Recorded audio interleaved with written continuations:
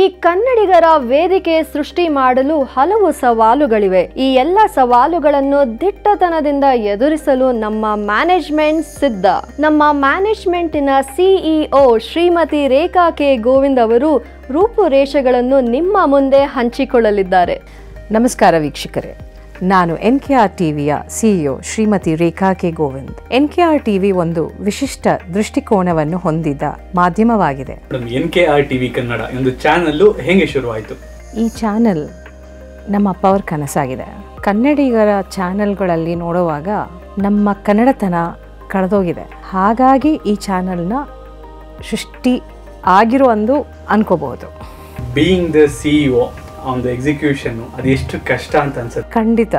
ಯಾಕಂದರೆ ಸೆಲೆಕ್ಷನ್ ಅನ್ನೋದನ್ನ it starts from the point ಅಂತ ಹೇಳಿದ್ರೆ ಕ್ಯಾಮ್ರಾಮನ್ನಿಂದ ಹಿಡಿಬೋದು, ಕ್ರಿಯೇಟಿವ್ ಡೈರೆಕ್ಟ್ರಿಂದ ಹಿಡಿಬೋದು, ಒಂದು ಆ್ಯಕ್ಟರ್ ಅಂತಲೂ ಪರವಾಗಿಲ್ಲ, ಅಥವಾ ಒಂದು ಥೀಮ್. ಇವಾಗ ಎಲ್ಲನೂ ವಿ ನೀಡ್ ಸೊಸೈಟಿಗೋಸ್ಕರ ಏನು ಕೊಡಬೇಕು, ನಾವು ನಮ್ಮ ಉದ್ದೇಶ ಏನು ಅಂತ ಗೊತ್ತಾಗಬೇಕು. ಒಂದು ಮೂವಿಗೆ ಹೋದಾಗ ಮಕ್ಕಳ ಜೊತೆ ಸಂಕೋಚತನ ಇರಬಾರ್ದು, ಫ್ಯಾಮ್ಲಿ ಜೊತೆ ಹೋಗಿ ನೋಡೋ ಅಂಥದ್ದಾಗಿರಬೇಕು.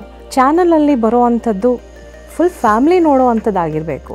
ಈಗೇನಾಗಿದೆ, ಎಲ್ಲ ಕಡೆನೂ ಚಾನೆಲ್ಲು ಮಕ್ಕಳಿಗೋಸ್ಕರನೇ ಅಂತ ಸಪ್ರೇಟ್ ಮಾಡಿದ್ದಾರೆ, ದೊಡ್ಡವ್ರು ನೋಡೋ ಅಂಥ ಚಾನಲೇ ಸಪ್ರೇಟ್ ಮಾಡಿದ್ದಾರೆ. ಸೊ ಈ ಥರ ಇರಬಾರ್ದು ನಮ್ಮ ಚಾನಲ್ಲು ಅನ್ನೋದೊಂದು ಇದೆ.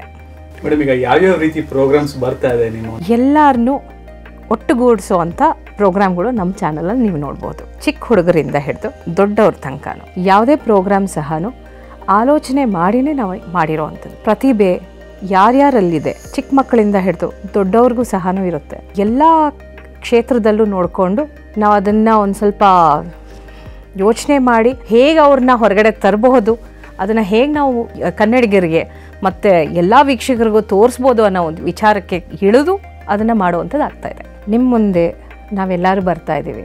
ನಿಮ್ಮ ಆಶೀರ್ವಾದ. ನಮಸ್ಕಾರ.